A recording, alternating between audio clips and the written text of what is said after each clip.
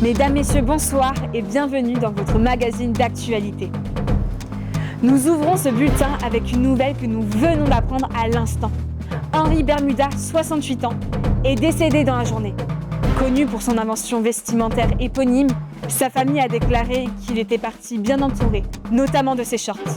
Cette information a suscité de nombreuses réactions chez les fans de ce style, dont nous avons pu récolter les réactions.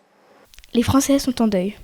HB avait 86 ans et seulement 22 ans lors de son invention des Bermudas en 1961. Notre reporter Marcel est sur les lieux pour récupérer des ressentis. Je suis attristé. La France perd un de ses plus grands représentants. Et c'est pourquoi aujourd'hui, j'ai décidé de m'habiller tout en noir, vêtu également d'un Bermuda pour représenter ce grand homme, parti trop tôt.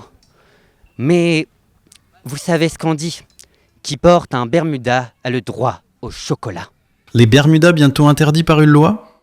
Cette dernière a été instaurée due à une recherche scientifique qui a prouvé que les gens qui portent des Bermudas deviennent beaufs et chiants. Le Bermuda avait déjà été interdit dans les lieux de travail.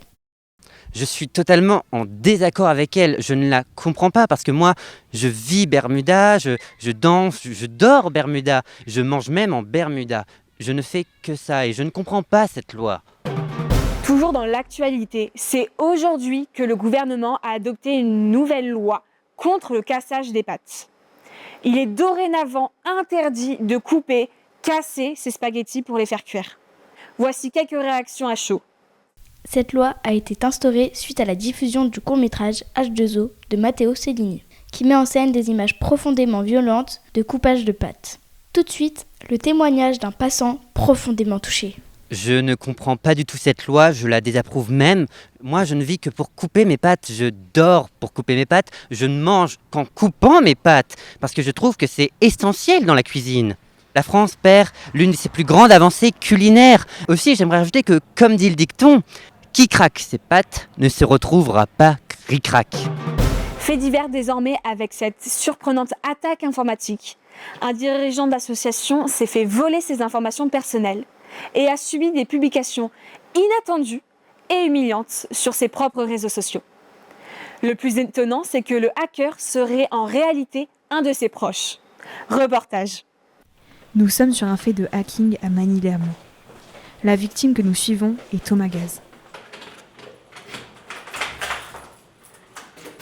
On a regardé les caméras de vidéosurveillance et là, on a vu que quelqu'un s'était introduit dans mon bureau pendant mon absence.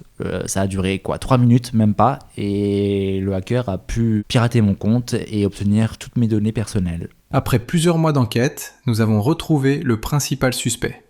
Il s'agit de son associé depuis toujours, Enzo Boisjean. Nous avons pu filmer son interpellation. C'est de sa faute. C'est moi, je suis innocent. Je suis complètement innocent.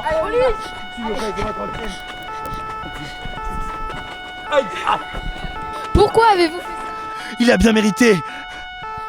Il a été condamné à 3 ans de prison ferme et 45 000 € d'amende. C'est la fin de votre magazine. Merci à vous de l'avoir suivi. Tout de suite, votre talk show. Bonne soirée.